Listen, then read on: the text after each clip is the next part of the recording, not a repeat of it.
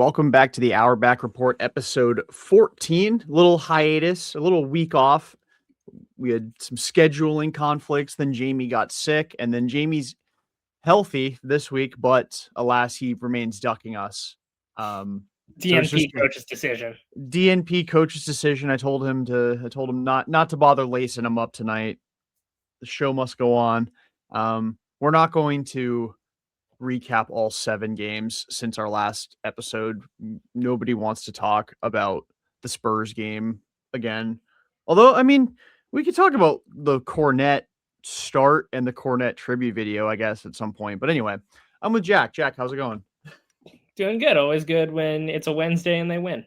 That's true. It's always how many times have they lost before we recorded the Denver game? And then I think and then there was one early in the season. Yeah, because we recorded after the opener. And then I think there was one more that we randomly found because we've had this conversation before. Yes, we have. I don't remember when it was. We can pretend it didn't happen. Let's pretend it didn't happen. Why not?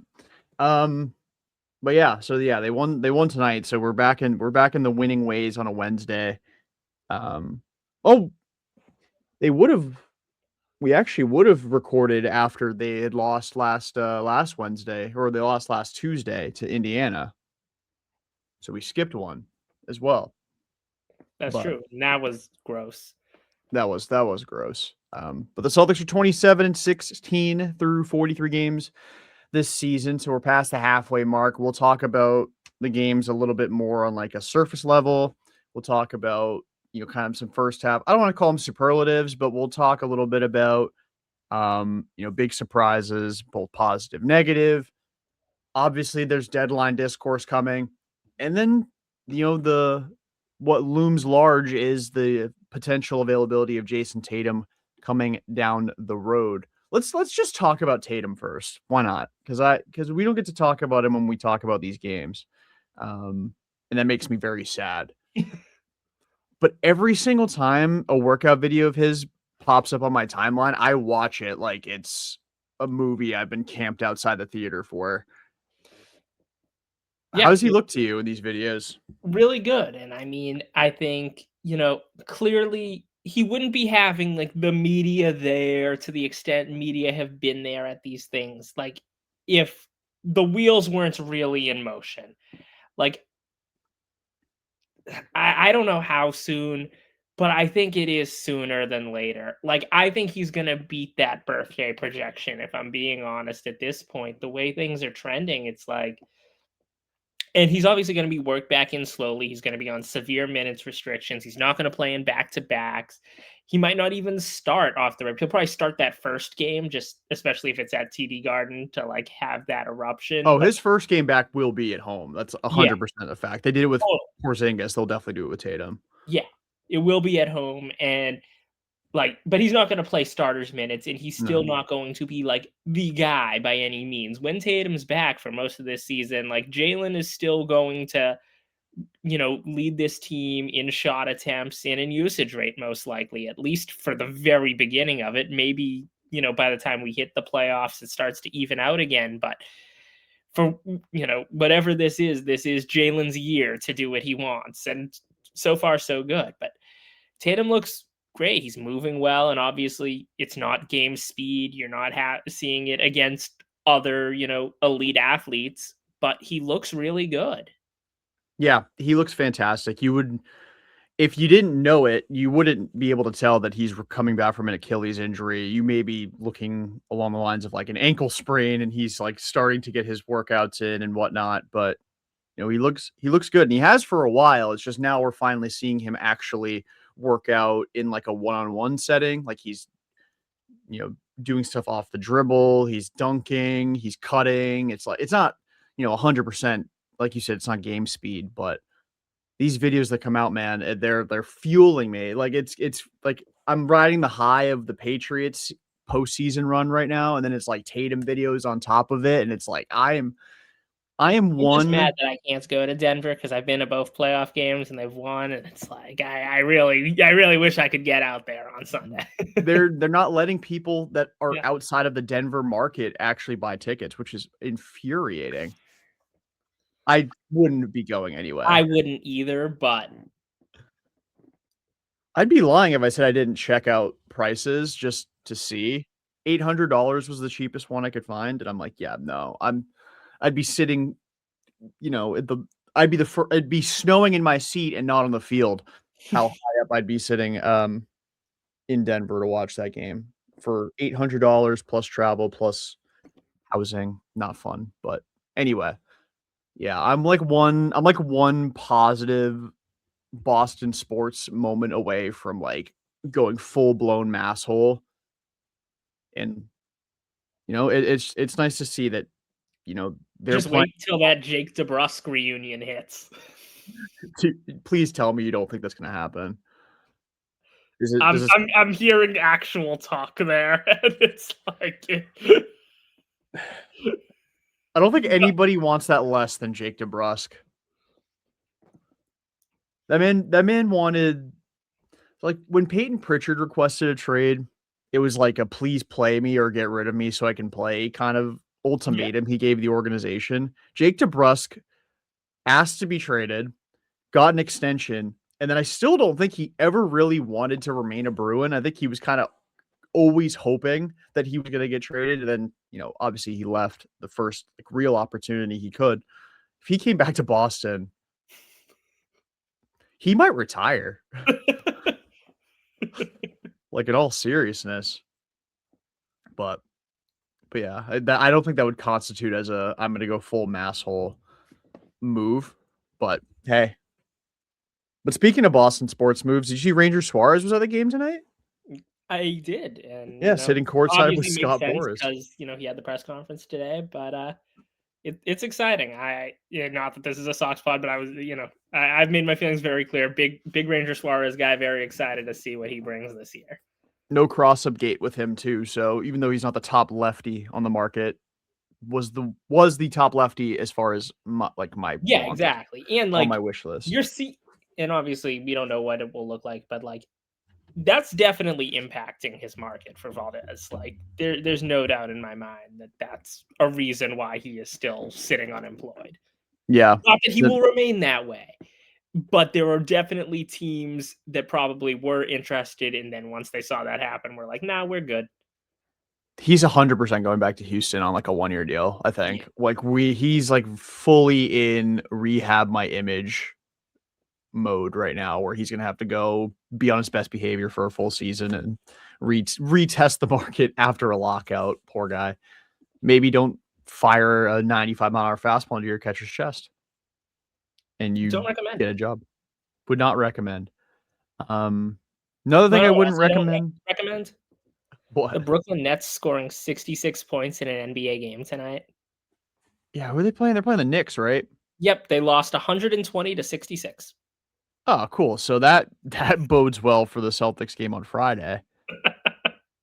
They're like Michael Porter Jr. alone might score 66 in that game. Yeah, but 54-point win for the Knicks tonight. And they've been playing butt lately. They have been so bad. Like it's like the Celtics have been good for a while now. Like it's not like they have kind of limped their way into the 2 seed in the East, but the Knicks have really helped. Bad basketball, especially on the road. They're 8-12 on the road. The Knicks are. Celtics are only a game and a half up on the Knicks for the 2 seed. Which is crazy, by the way. Like I remember thinking they'd be like the first team out of the play-in, like on the playoff side of the play-in. They'd be the first team, like the worst team to not play in the play-in, I guess it would be a better way of framing that. And they're the 2 seed, and they're going to make a trade at the deadline. It may not be, the sexiest move, even though I've seen the reports of Jaren Jackson Jr. being somebody they're maybe gonna target. They'll make moves at the deadline. They'll get Tatum back, and this team again. I don't know. I know the Pistons have given them fits this year, but do you really think that this team, even if Tatum's like 70% or 80% of what he was last year, with Tatum playing, say, 25 minutes a night, 30 minutes a night come playoff time, do you think the Pistons beat them in a 7-game series? I don't. And I know this is Maybe it's just me being a homer, but it's like I don't. And obviously, the Pistons could still make additions as well, and we don't know what the Celtics are going to do either. These rosters are far from complete. But I think if you have the two best players on the court in a 7-game series, you're generally going to win. And as much as I love Cade Cunningham, he's not better than either Jayson Tatum or Jaylen Brown right now. No, he definitely is. He's probably better than Tatum this season. Like Tatum, Right. like the version we'll get of Yes. Tatum will not be better than Cade, but yeah. I'm really curious what Tatum will look like in that kind of Robin role, though. Like, I don't know. Like, I know that people talk about it as more of like a media talking point. It gets engagement, but it is something worth, talking about. How will Tatum respond to being the number two? Will he be the number two? Like, I mean, Jalen's earned the right to be the number one, at least for this roster. Yeah. And He's I think not he going to be so will. And eager. I think what we'll see is, the stuff that Tatum's already so great at, he'll be allowed to even do some more of that, in the sense he'll be attacking the glass more. He'll be and then I think, he'll still be your primary ball handler, especially late in games. Like obviously Jalen's going to, have the ball in his hands a lot, but late in games it's going to be in JT's hands. And I think it'll be fine. I think having Tatum move off screens with Jaylen having the ball will be fine. I do think there is a world where, especially if Simons is traded, Pritchard goes back to the bench just because of fit wise. Things could get weird with all of Pritchard, White, Jaylen, and Jayson on the court, and all of those guys are good enough shooters where you can play them off ball, but that is just like a lot of guys who are not ball dominant per se, but are all more than capable ball handlers. And if you get rid of Simons, you don't have one on the bench. And obviously, you're going to stagger minutes. But I'm not anticipating any. Tatum is such a skilled player that he can kind of adapt to any situation. He's not as gifted of a scorer as Kevin Durant, but he kind of has that sort of Kevin Durant-ness of you can plug and play him into basically any roster in the league and it'll be fine. Versus as great as LeBron is, putting LeBron on your team, that's going to change how you play, or putting Luka Doncic on your team, that's going to change how you want to play. But a guy like KD, a guy like Tatum, you can kind of just put them on a team and it'll work out. Kawhi at his peak is another guy like that, where like any team in the league, you put him on and he's going to contribute, and you don't really have to change much for him to contribute. Yeah, I think you're right there in the sense that I do think I honestly think Tatum is relishing in the fact that he can come back and doesn't have to bear the burden of like carrying this team to the postseason too. Right. Like he doesn't have to like all he has to worry about is getting himself healthy. And because of how well they're playing and how well Jalen's playing, like if there was any thought in the back of his mind about rushing back and like kind of lying his way to playing in say 2 weeks, just to throw a timeline on there.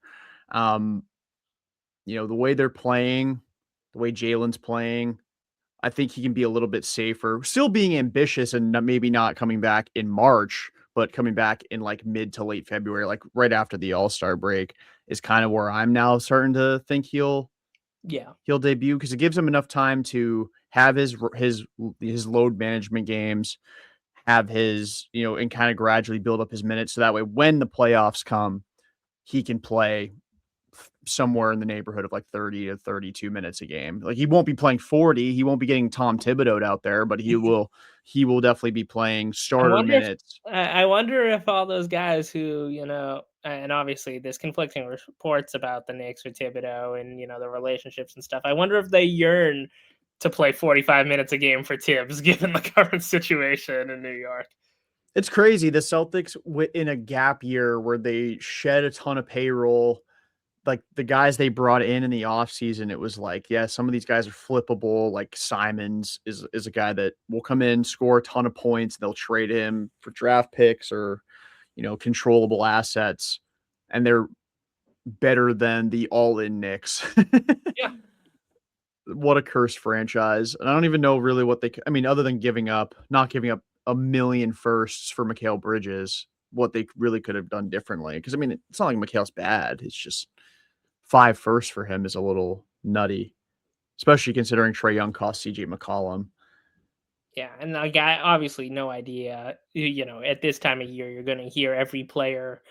There's movement, but like it seems like they might be punting on Towns, which like doesn't surprise me, but also like because as talented as that guy is, he's also an idiot, and like the lack of defense you're getting at center with him playing so many center minutes is hard to overcome, especially when Brunson is such a small guard. You're dealing with two big holes right there, and as good as McHale is and OG is, and Miles McBride is a really solid defensive player as well, it's like it's going to be hard. And you lost Thibodeau, who, for all his flaws, could coach up a pretty good defense. Yeah, I just wonder what team would be the ones to have the assets and the money and the financial space to make Towns fit. And is it a contender? Because again, I saw that the Hornets were mentioned in that list of teams that are like talking to the Knicks, and like that would be super fun. But like, who are the Hornets going to give up? Because they're not going to give up really any of their most recent draft picks, right? So they're just going to probably deal a million future firsts, and because they have the salary space that they're allowed to do that. Is that how that'll work out? Like they'll just trade Grant like Williams. 6 first rounders and Grant to the Knicks for Cat. Like, hey, the Knicks would probably love to get. I mean, the Knicks getting a bunch of firsts is probably in their best interest anyway, considering again they gave up 5 for Mikal Bridges, but yeah, crazy. And not even just the Knicks, like the Cavs are also incredibly mediocre. And I've seen stuff about them maybe trading Garland or Mobley. And like, I mean, they got to shake something up too. I mean, it's weird. Like, as bad as the East was, and that was like our rationale for saying the Celtics were still going to comfortably be a playoff team, the East is worse than I thought it was, because I thought the Cavs were going to be a top team. I thought the Knicks and Cavs would be the 1 and 2 seed, like pretty comfortably. I think that the Hawks 3rd, and that was about as laughable a take as maybe I could have come up with in the offseason. And the Knicks are fine. The Cavs are mediocre, and the Hawks just traded their franchise player for, again, CJ McCollum. In Milwaukee's terrible, which I don't think any of us really had on the bingo card as well. Like, even if we weren't expecting them to be like a top 2 in the conference seed, I don't think we had Milwaukee. What are they, 6 games below 500? I certainly didn't anticipate that. Yeah, I think I had it was kind of like Orlando, Boston, and Milwaukee kind of all vying for that 5, 6, 7 spot.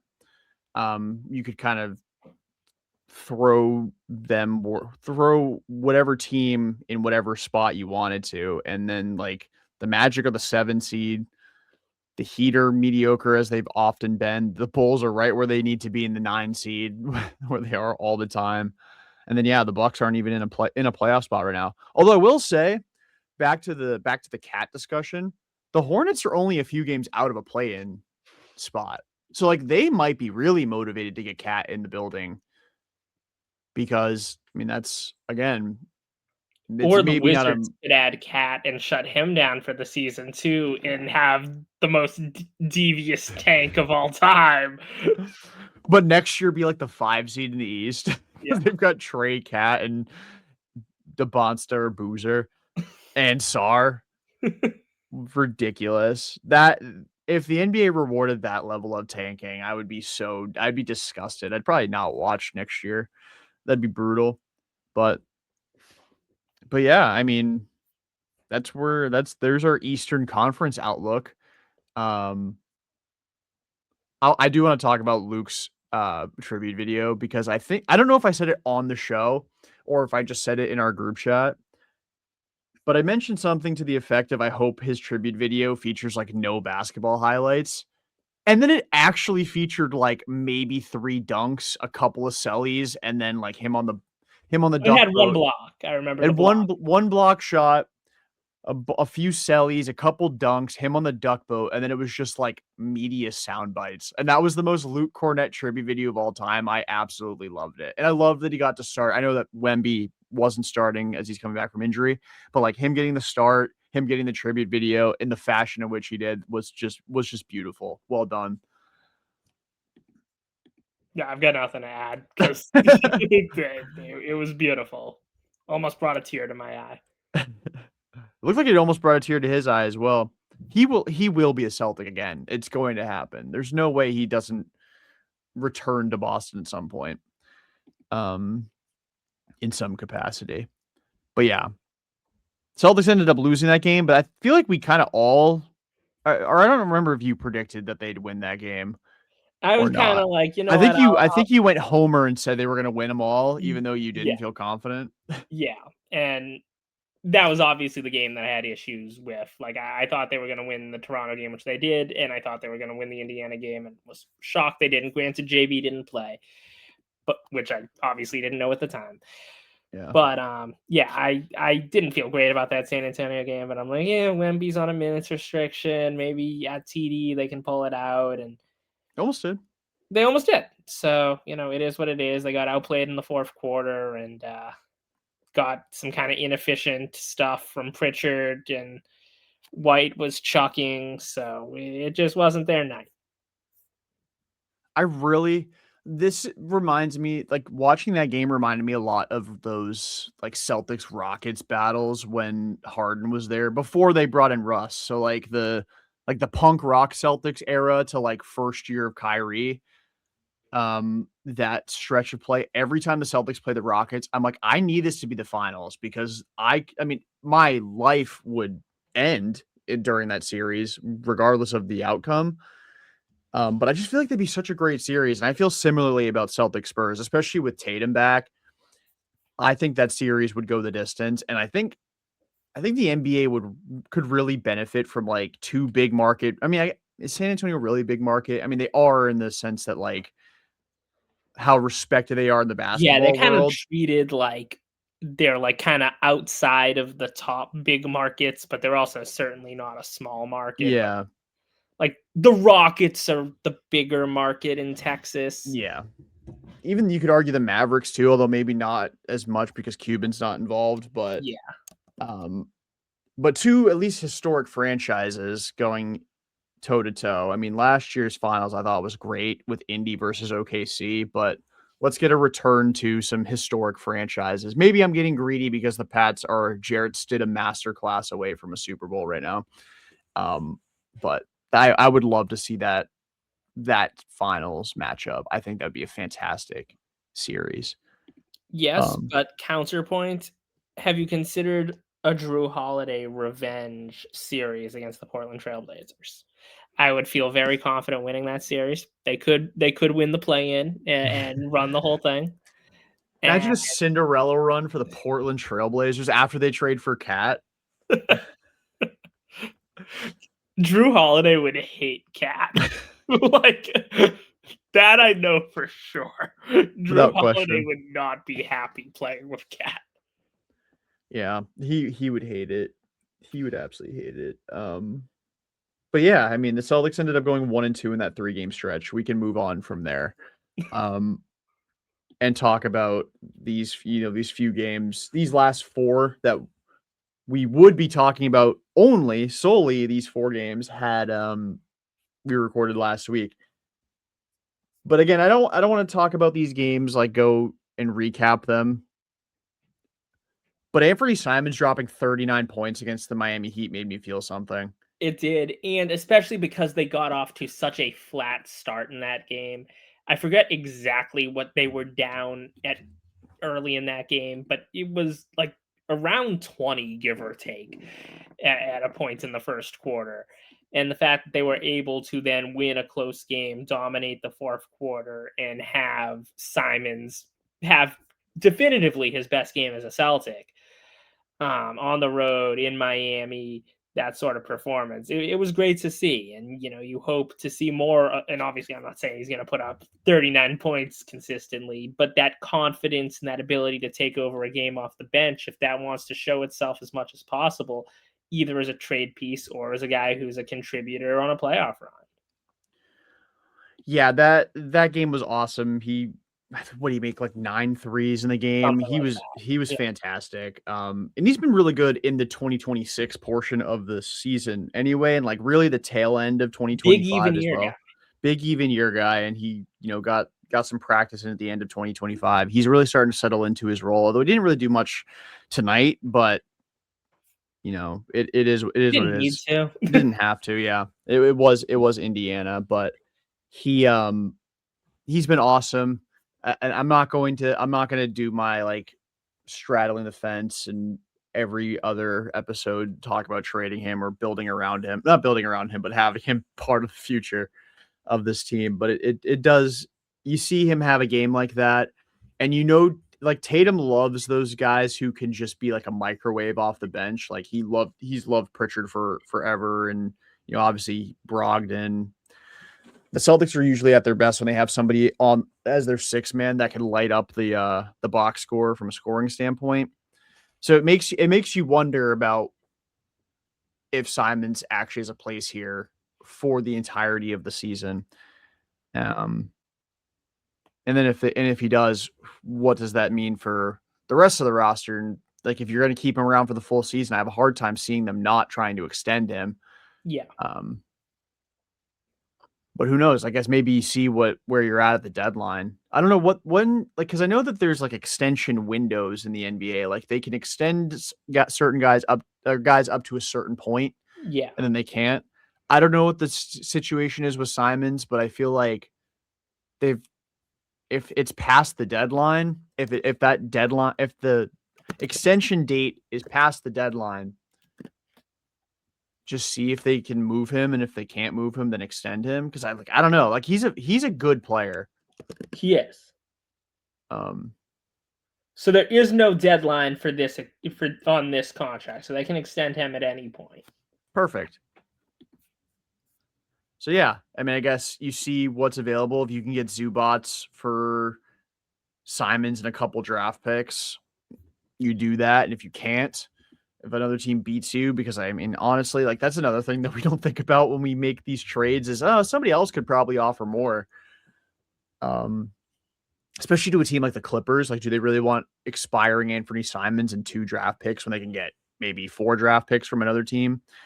I don't know. I'm curious, especially because like I'm like thinking back to some of Brad's recent moves or like recent deadline moves. He trades guys that are on contracts beyond he doesn't trade expiring players very often, unless it's like Ennis Cancer Freedom, like or Schroeder, who also went in that deal for what trade was it that Schroeder went in?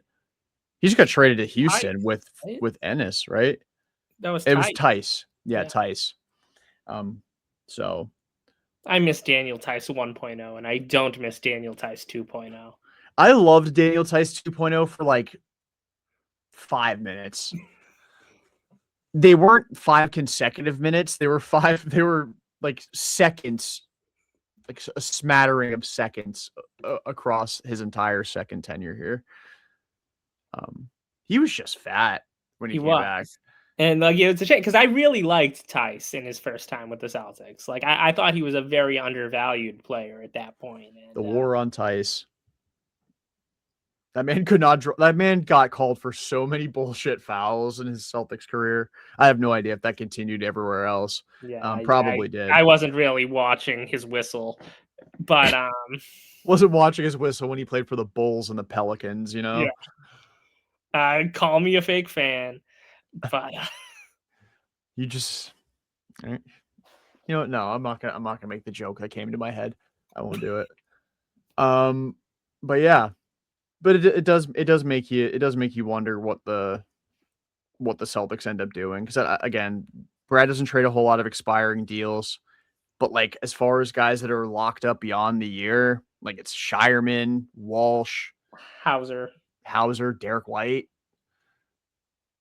I don't want to trade Derek, but for me, like to me, he just seems like somebody where there is a very like once it leaves him forever, and like there's no like salvaging it. Like his shelf life will end, and he will just be terrible. Like there's no regression to I mean, we see some of it this year with all the inconsistency he has shooting. I don't want to trade Derek. I think it would actually be a really bad idea to trade Derek, but I do wonder if if they want to trade for like Jaren Jackson Jr., which I don't think they want to badly enough. Like Derek's really the only contract that makes sense to move for Jaren Jackson, right? Yeah, I don't know. Can you stack Simons and Hauser and get close? Yeah, what is Jaren making? Is it like mid 30s, or is he? I think he's actually making like 38 mil. Oh, So Hauser 23. still making 23 this year? Oh, okay.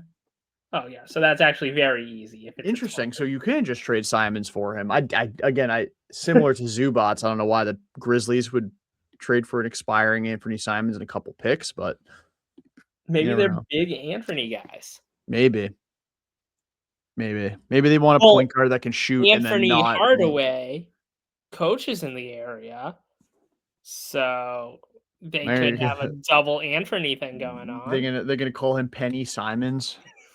They could. They could. They definitely could do that. They just want a point guard that can score and then not pretend to shoot a bazooka after scoring. And not only that, probably doesn't also own a bazooka. Yeah, that's a good point. Allegedly. Or I guess we're alleging. Nobody else is alleging that, but we are. But yeah, so Simons dropped 39 against the Heat. Celtics ended up winning that one by 5. Then a couple nights later, they absolutely boat raced the Atlanta Hawks, and Jaylen drops 41 because this is just Jaylen Brown's world now, and he's now an all-star starter. Yeah, and like he always is at his best playing down in Atlanta. Obviously, that's where he's from. That's where he grew up. And like you can always feel he wants to dominate down there. I don't know his career numbers in that city, but I can assure you they're probably quite good. Probably. And yeah, I mean, I was confident in that game for that reason. I'm like, and the Hawks have been kind of tail spinning, especially after the Trae Young trade. And they weren't playing super great right up to it. They went on a big losing streak like right before the trade. And he was out injured during that time anyway, so it's not like he was contributing to it, but or at least to most of it. But they're kind of watching this season fall apart. And I think the other key thing obviously is Hauser masterclass hitting 10 threes, because obviously Sam Hauser isn't going to hit 10 threes every night. But like that's the thing with Hauser. And I think we've talked about this before. It's like he'll go have a game like this where he shoots 10 for 20 or 21, whatever it was. And then like he'll go 0 for 7 and 1 for 4 and then have like an 8 for 9 game. Like Sam Hauser isn't shooting 40% on 4 from 10 ever. Like that's not going to happen for Sam. No. We'll get there in the aggregate, but it's going to be a lot of peaks and valleys to get there. I had absolutely no idea how he's shooting 40% from 3 this year. There's just no shot as well. Is he? Yeah. It's weird because I feel like a lot of guys on the team are not, and maybe it's just because I've gotten so used to watching Derek White miss a lot of threes. And like Pritchard's not having a very efficient year from 3 either, but like Luka Garza 48% from 3. Yeah, they have 6 40% 3-point Josh Minot 44% from 3. Jordan Walsh 44%, Baylor Shireman 42. Yeah, Walsh at 44, Simons at 40. Hauser after tonight might be at 40 as well. Yeah, and I mean, and then Jalen's at 36. Like, yeah, and I think it's very cool that Baylor's honoring Jackie Robinson with that 42. Like, that's really cool. Yeah, he damn, Sam Hauser's only taken 35 twos this year. One thing I find interesting, like I every time a player like Hauser pops off for like a massive scoring night, and people look at his shooting line, people are like, this is what's wrong with the NBA, as if Sam Hauser's job isn't literally to just spray threes whenever he's I open. agree.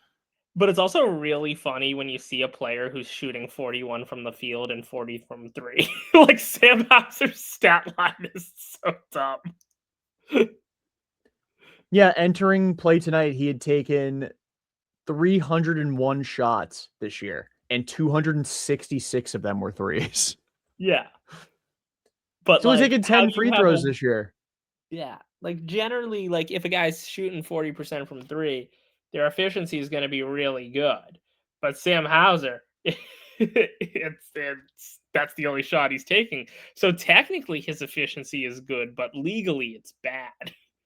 Yeah, Sam Hauser's career high for free throw attempts in a season is 19. What's he at this That year? is he's at 10. He could He's on pass it. pace. He's Yeah. on pace. Um, yeah, this has been a bad year for him from an efficiency standpoint, but like overall, fucking 10 for 21 from 3 is hilarious. He took 0 2-pointers in that game. Like usually he humors us with a couple. But no, He was 10 for on a 20. mission. He was on a mission to have the funniest shooting line of all time. And then he followed it up against the Pistons, which the Celtics lost that game by 1 point by going 6 of 9 from the field, 4 of 7 from 3. He's been playing really well lately. Yes. Which is nice to He's see. been back in the starting lineup consistently. Yep. He's been good. And I mean, I guess maybe we shouldn't be so surprised by it because this is kind of what Hauser does. Like last year too, I think he opened the year abysmal from 3. Is And he the then Celtics' Yoshida? don't say that.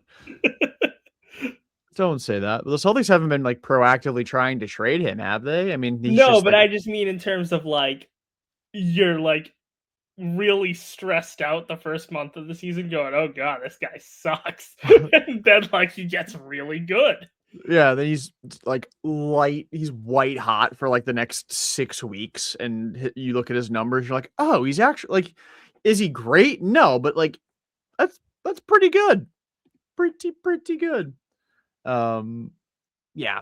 Sam's a funny player. I wonder how much longer he will be a Celtic. I could totally see him being traded, but I could also totally see him never playing for another franchise. Yeah, no, I feel the same way, like, 30 could hang in the rafters. And Probably not before like maybe if they have to maybe if they allow you to start wearing triple digits because I mean somebody's got to wear a number at some point, but when he surpasses Bill Russell in championships as a Celtic, they're gonna have no choice. where is he ranked for threes all time in Celtics history?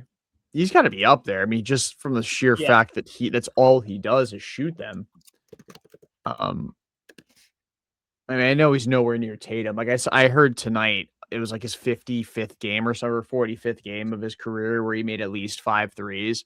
And I'm like, oh, that's crazy. That's got to be like way up there in Celtics history. It's 8th, which is like, high up for such a historic franchise. He's number 11. But then they're like, yeah, Tatum leads the way with 90. He's number 11. He's number 11, and he is 17 made threes away from Larry Bird. So they better trade him fast, or there's going to be a new, or there's going to be a new white hero in Boston sports. yeah, he will pass Larry Bird within the next week, most likely, or at least 2 weeks. That is crazy. That is absolutely hilarious. What was Larry Bird's career 3-point percentage? Just to do we have narrative ball on our hands here? What did Larry only shot 37? Larry Bird's career, like we were talking about how Hauser's having a bad 3-point year from his standards. His 3-point percentage this year is 2% higher than Larry Bird's career. Hey. Hence 30 to the rafters. Yeah, maybe we're there. Maybe we're there. That's crazy. I guess Bird only played 13 years. Sam's only played 5. That's true. But Larry Bird's career high for 3-point attempts per game was 3.3. Stop giving the other side help. Like they can find those stats. How much help does Larry Bird need? Yeah.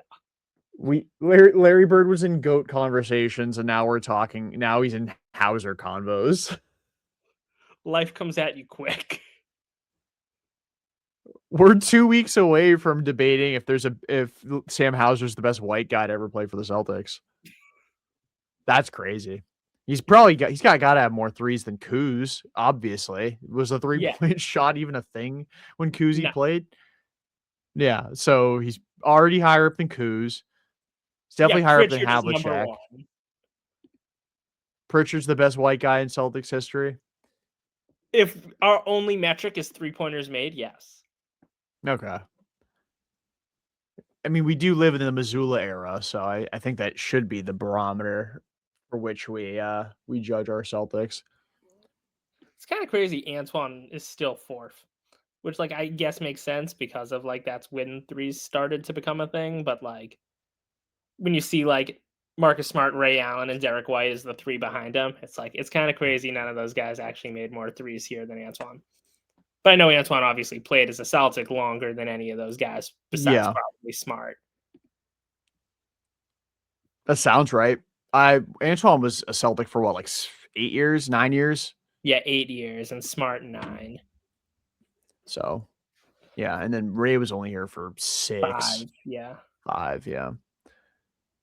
And then if Derek doesn't get traded for Jaren Jackson, he'll probably pass Antoine as well in tenure at least. But yeah. Yeah. But yeah, Celtics lost to the Pistons by 1 point. Jaylen had 32 and 11. Derek White was terrible. Derek White was really bad in this game, and like I don't want to blame him for them losing, but like he was a pretty big reason they lost. Yeah, he was not good. And the backup big situation was also kind of bad in that game. And I know, like, once again, plus minus is a very flawed stat. But when Cade is a plus 15 and you lose by 1 and Tillman's a -2 and Garza's a -8, you kind of start looking around like, yeah, when Cato came off the court for someone else, advantage Detroit, which makes sense because Jalen Duren's a damn good big man, and they have Isaiah Stewart, who's somehow when he tries good. to play basketball. Yeah. Yeah, I mean, like, how do they just hope that Tatum, when he comes back, can act as something of a second big, as like a reinforcement for Kata against a team like Detroit? Because Duren kills them. Like, plain and simple, Duren's a freak. Like, it's not like he's a bad. He's still so young. Like, that's the thing with that guy that like hurts my head because he's been in the league for a while now at this point. Yeah, he's still 22 years old. He's younger than me, and this is his 4th season in the NBA. Like, it is astounding, but like he just keeps getting better, and this is obviously the best season of his career to this point, and there's still clearly room to grow with him as well. But yeah, he murders the Celtics, and Stewart is one of the better backup bigs in the sport. And beyond Kata, they didn't match up well because Garza, for his strengths at points and how he's been a good matchup in certain situations, in a version like this where you're facing 2 bigs who are athletic, Garza's not, and it's gonna get no, he's not. Yeah, Luka, for as good as he's been, and he's been very good. That man really cannot move. Did you see his decel tonight? Yeah. It was one of the funniest moves I've ever seen somebody make. And like, it was such an accident. Like, there's no way he intentionally decelled. I think he just blew a tire and like managed to somehow not fall over. I thought for sure he was breaking that layup.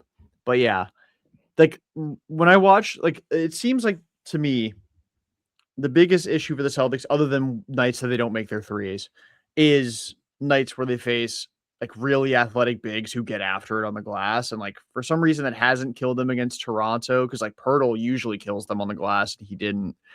But it's killed them against Detroit 3 times. And they were Cade Cunningham remembering how to play basketball in the clutch at TD Garden away from getting swept. by the Pistons in the season series. Yeah. But like reasons, like when I watch how they lose, like the fashion in which they lose to Detroit, and like these games, other than the first game, like these games have been close. It's not like they're Right. miles away from Detroit. But like that's why if they are going to trade for a big, I don't think it can't be Jaren Jackson. Like as good as Jaren is, like he scores and he can block shots, but he's a 7-footer that kind of plays like he's 6'8". He doesn't rebound the ball very well. No, Like and he's obviously a great rim protector. But no, I totally hear what you're saying. Yeah, I just don't think if they're going to go the blockbuster route on a big, and like maybe Zubac doesn't count as a blockbuster because he's like a tier below Jaren, but that's probably the route that they should go. I've resigned. I'm resigned to the fact that I think it's going to be Rob. I think they're going to bring Rob back. I'm not opposed. It'd be fun. Like I mean, again, he doesn't need to play a ton. Yeah, which is good because he can't. Yeah, he's not capable of it, which is a shame because like he kind of felt like the Gronk of that like era Celtics team where it's like when you have him, you're so good, and when you don't have him, the holes, but you're still good, but the holes become apparent because like that's the key to making you great. And obviously he's not nearly as explosive as he was due to all those injuries. But I still think he can be an effective player, and he's shown that in the flashes where he's been healthy. Yeah, I mean, he's played 30 games this year, so it's not like he's not played. I mean, that's the most he's played since his last year in Boston, where he only played 35. I mean, his career high for games played 61.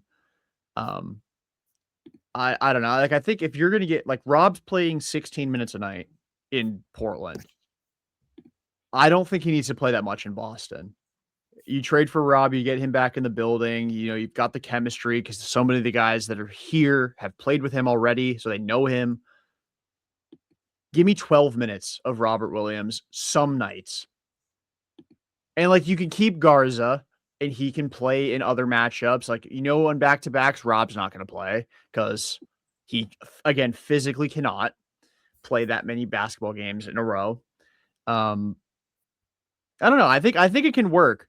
I don't know how. It can, but I think you are going to need more. I think with Rob, it would be maybe you get to 12 in the aggregate just because of averages. But I think there are games where if you're bringing in Rob, you're bringing in Rob to rely on him for 20 minutes on those nights you need Rob versus.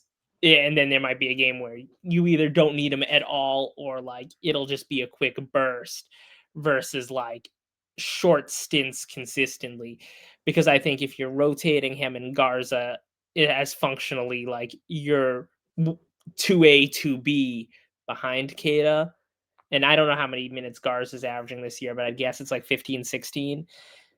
I think them kind of splitting that role, but not necessarily that time, you're really going to only go one or the other. Or obviously, if you try one and it doesn't work and then you want to go to a different matchup, you can obviously do that. You're not locked in.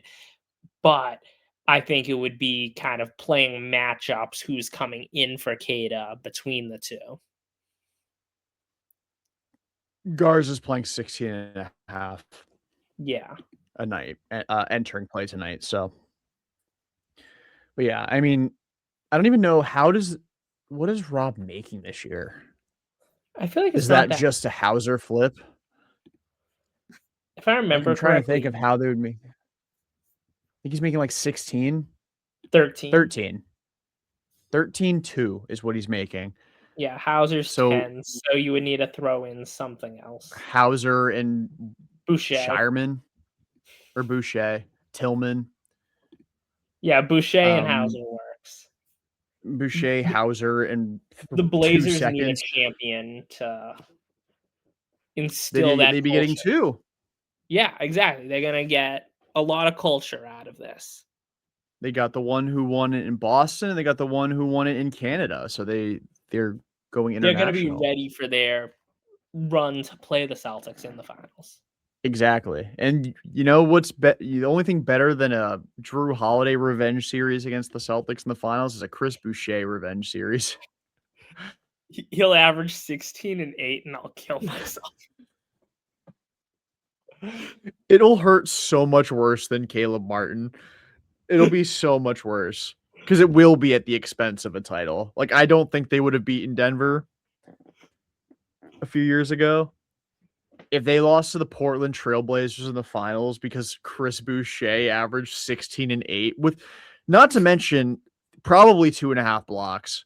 Like, we have to make sure that's apparent. Like, he is 100%. Like, remember in the bubble Eastern Conference Finals when Bam blocked Tatum's like game-tying dunk attempt? Yeah. Boucher is absolutely meeting someone at the apex in the clutch and like ending my entire existence. But yeah, so that's how you get Rob.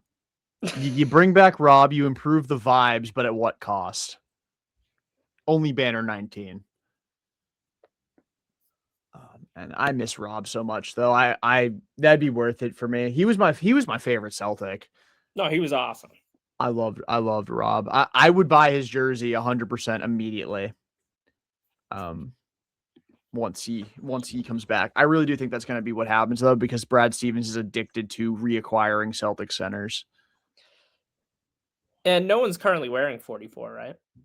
That is correct. Actually, I think Max Scholga wears 44. Okay, yeah, he's gonna change numbers. Let's be very clear about that. Rob can take him out for a nice steak dinner, and Max Scholga can get a new number.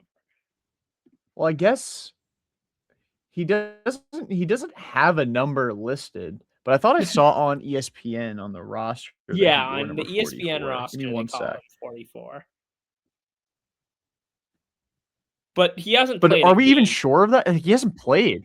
Right. So, like, it's all made up. Rob's number 44 if he comes back. What's Drew Peterson up to these days? Is he on the Jazz? What? Is he on the? Oh, he's on the Hornets. Who are we talking about? I was wondering where Drew Peterson. Oh, okay. Sorry, I missed something. I'm like, who? Yeah, I was like, what's Drew Peterson up to? Because I remember last year where he had like that random game where he was like good. He's not good. He's averaging 0.8 points a game for the Hornets. Only he's 6 such a games, weird looking guy. He is. Like, he is the most USC looking individual I think I've seen. Like USC, like role player. He honestly, the only thing he looks more like than a USC guy is a Stanford guy. Like, he just looks like he should have gone to Stanford. Like, there's just something about him. Could have been good pals with Andrew Luck. Could have been. Maybe I'm just picturing Andrew Luck when I look at him, and I'm like, that guy should have gone to Stanford too. The Captain Drew Peterson accounts will go crazy. Peterson is king. Drew Peterson lover. Oh, man. Anyway, back to... Do we want to talk about this game tonight? I mean, do we have to? A ton to talk about. I mean, they weren't going to lose to Indiana after losing to Indiana. Like, that wasn't... You weren't dropping... In your weekly game against the Pacers, you weren't going to drop it after losing it. So, like, I wasn't surprised at all. And Jaylen played well, and besides that, just kind of balanced all around. They shot well. Hauser keeps the hot shooting going, and the Pacers are awful. Like, besides Siakam, and Nesmith's healthy again. He didn't look that good, but he is healthy, and he's missed most of the season. But besides Siakam, it's like there's nothing here to like actually feel good about if you're a Pacers fan. Like, this is rough, and I know you're gonna get Hallie back, and ideally the lottery gods shine upon you with a top 3 pick. But this is rough right now. Yeah, I feel for them too, because they were like, I really truly think if Hallie didn't get hurt, they would have won that game. I do too, and I think ethically they deserve the number 1 pick. And the lottery isn't real, so I hope Adam Silver gives it to them because they deserve it. And and they get their choice of the guys. I don't know who they actually want of the three fit wise. I think Boozer doesn't make a ton of sense with Siakam. They feel kind of like they do the same thing. So it'd probably be either Peterson or Debonsa. But I'm rooting for Indiana to win the lottery. They deserve it. They definitely do. They've going from Game 7 of the NBA Finals to 10-35 that's not fair. It isn't. That's not fair. There's usually a gradual decline, right? And like it's not even just that like Halliburton's hurt. Like they have missed most of their team this year. Yeah, like, and then Miles Turner left. Yeah, true. And, like Neesmith's been hurt. Miles Turner's been kind of bad for Milwaukee, which makes it kind of funny. I kind of feel like he'll be back in Indiana at some point too. Like there's just some players, it's just it worked there. They go somewhere else. It doesn't work there. They find their way back. Miles Turner back to Indiana seems like something that will 100% happen. You know, even though Indiana also sucks this year, he's probably regretting it because Giannis is probably gone. And then he's going to be stuck there on a big contract that's probably not super tradable, at least for another year. And like with literally no optimism, or at least with Indiana, things are bad right now. But there's a shining Tyrese Halliburton at the end of the tunnel.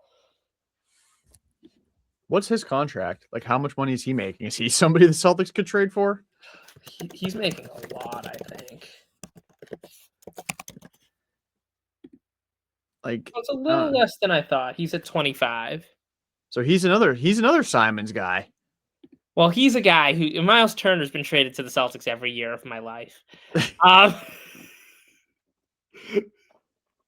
It's true. Like every year, it's like they might get Miles Turner, and I'm like, okay, and then they. But like now, this year, there's been no talk about it. That's true. Which means this is the year it happens. Stevens did it for spite. The ironic thing is like he kind of fits too, because he shoots threes. Yeah, he's a rim protector. He rebounds pretty well. He is kind of soft, but like, I don't know. I mean, I'm not talking myself into it, but like now I feel it kind of sounds like I'm not talking myself into it like in a I'm rooting for it sense, but like it actually makes more sense than you would think. I feel like, especially if they're targeting guys like Jaren Jackson Jr. Not that he's in that same class. It's just I think Turner is somebody that it's going to cost you less to get him anyway. But yeah, Jaylen popped 30 again, also had 10 boards. I think they said this was his like 8th game in a row with 25 points and 5 boards, longest streak of his career, or like 13th game in a row. He's been doing it for a while. I mean, he's been awesome this year, and he so 100% deserves to be an all-star starter, which he is for the first time. 100% deserves to be, in the top 5, top 3 of the MVP race, which he is according to most recent MVP ladders. He's up there as well. I'm very happy for him, and I will happily eat shit for.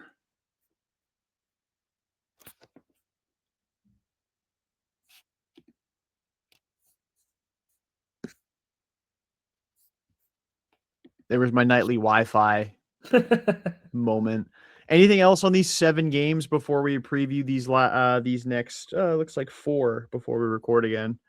I don't think so. Nothing's standing out. I mean, some tough losses in there, but like nothing that like actually makes me concerned about the outlook moving forward. Like it is what it is.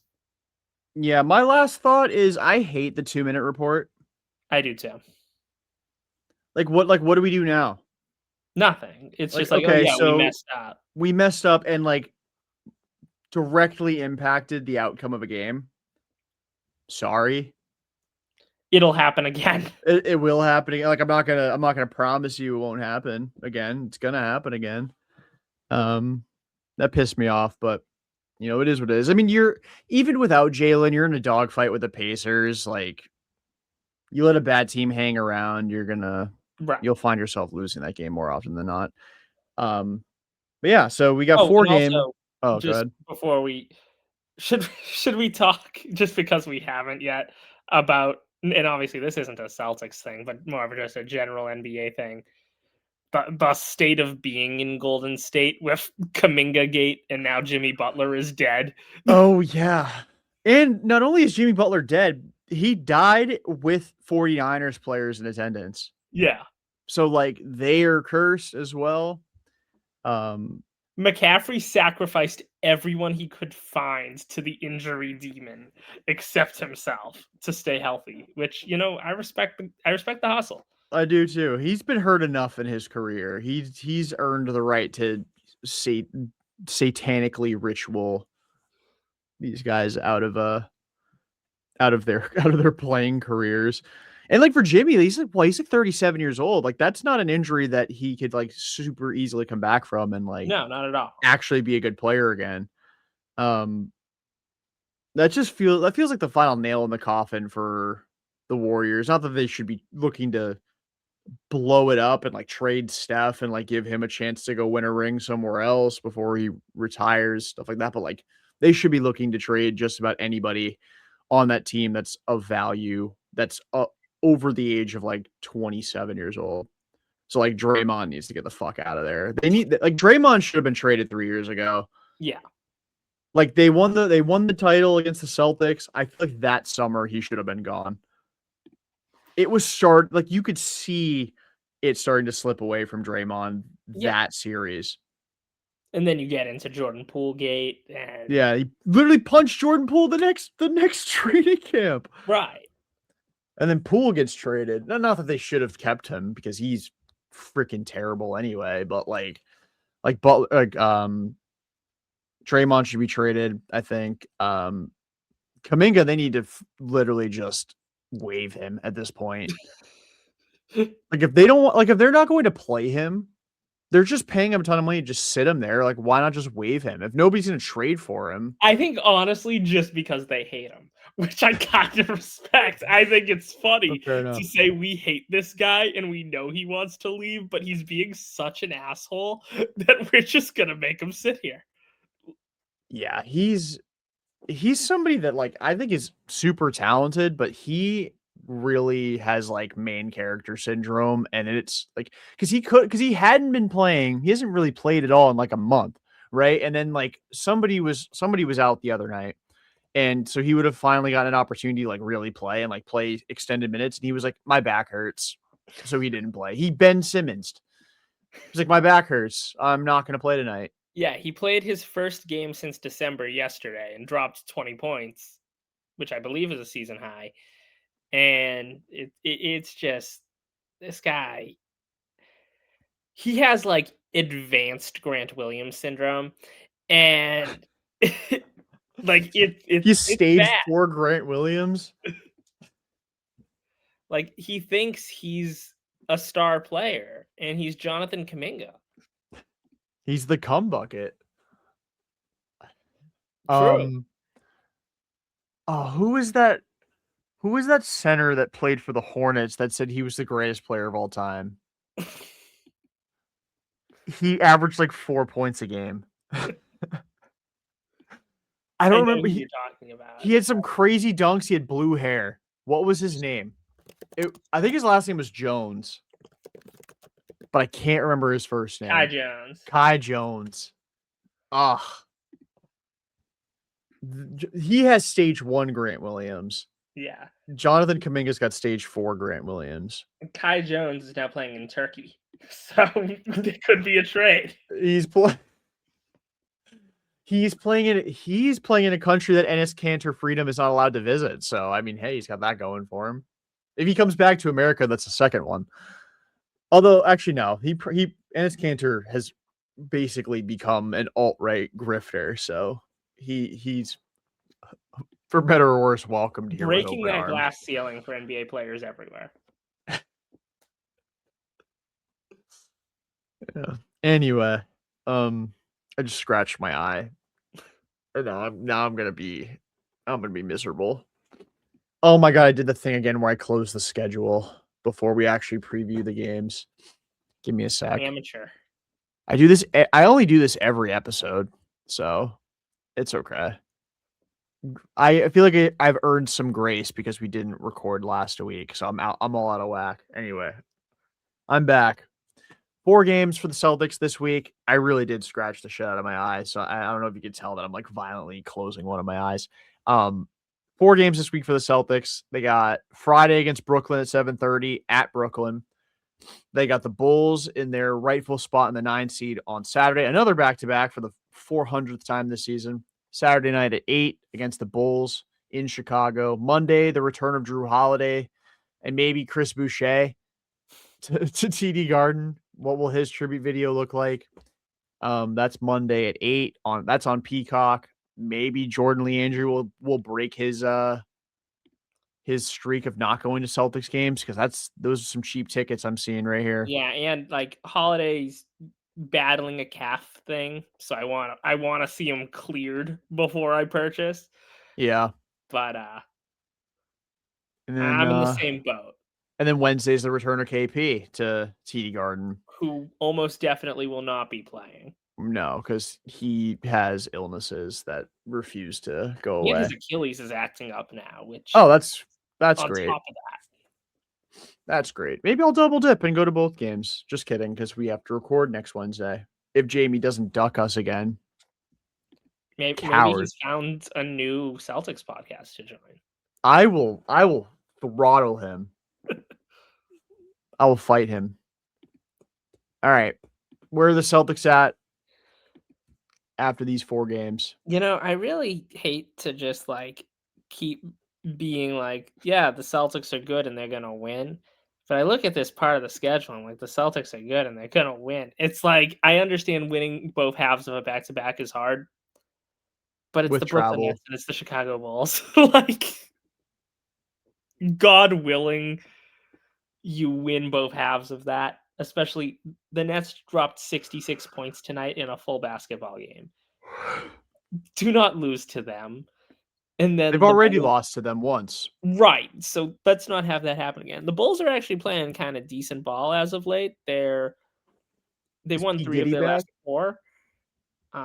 Granted, 2 of those wins were Brooklyn and Utah, and they lost to Brooklyn in that span. But you know, I don't think you should lose to this Chicago team. Like Giddy's having the best season of his career, but like he's Josh Giddey. And then you're back home against a Portland team that's been kind of scuffling as of late, and they've started to win some games, and like they've been like going on runs, hot and cold all season. Portland, where like they win 5 games, lose 5 games. They're in one of their winning things right now. They've won 3 in a row after 2 losses before that. But and obviously they have a lot of guys on the injury report right now that we don't know who's going to play in that game because Drew Holiday, Jeremy Grant, and Rob Williams are all pretty consistently game time decisions for every game they play. Chronically injured players. Yeah, so like I don't know if any of those guys are going to play, if 2 of them are going to play, but like I think they're going to win. And then Atlanta's just like really going through it right now. You shouldn't lose to that team. And KP isn't going to play. Reece Archie is not going to play.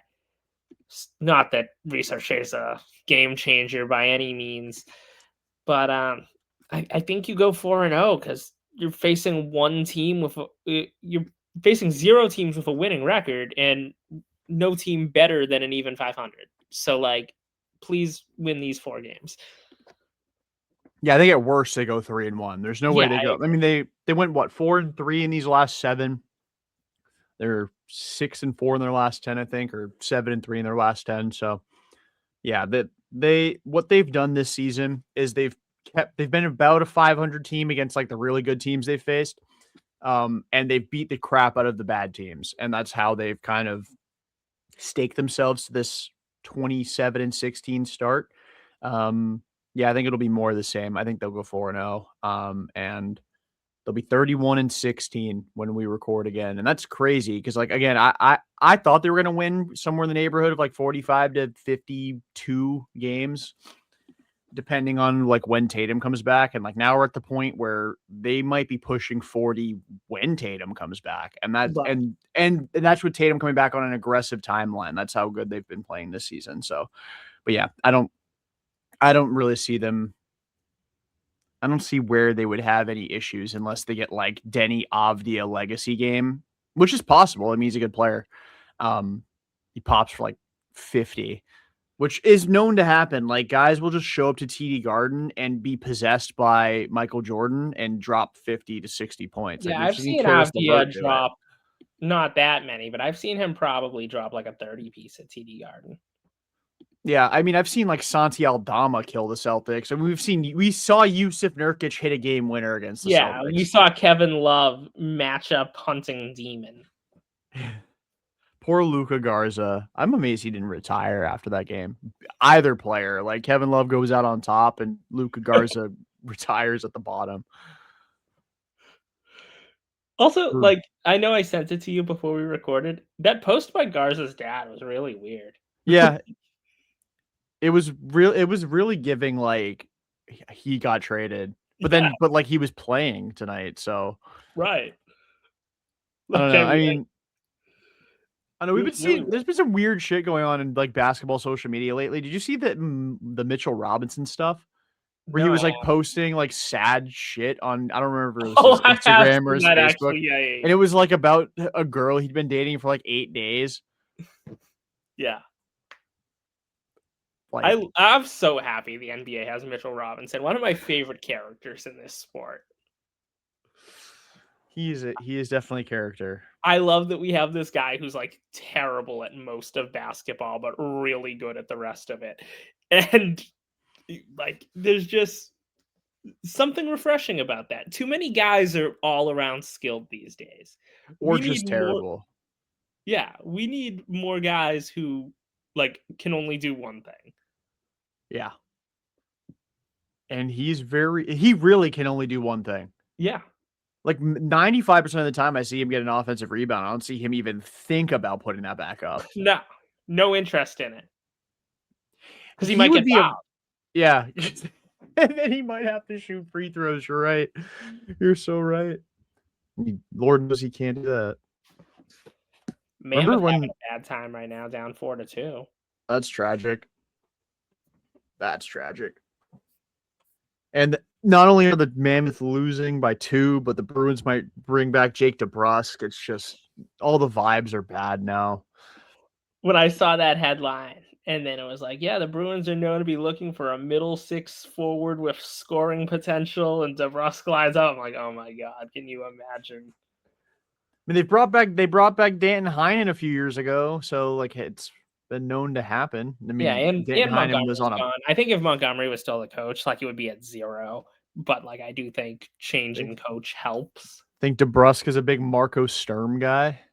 I think he was a very anti-Jim Montgomery guy.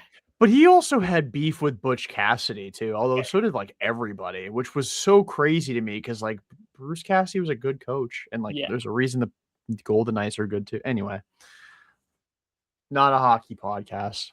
Not yet. Not yet, but who knows? Maybe if the Bruins do trade for DeBrusk, we've got a reason to talk about them. Yeah. Any final thoughts? I know we said we're gonna go and do like superlative stuff, but like, no, we don't have to do that. We can wait till the All-Star break. We could do it at the All-Star break, or just a show that Jamie's on too. We don't have to do all the fun stuff without him. Fine. But if he ducks us again, then like it's over for him. And if I find out that he's cheating on us with another Celtics pod, there will be hell to pay. There will be hell to pay. But anyway, the Auerbach podcast.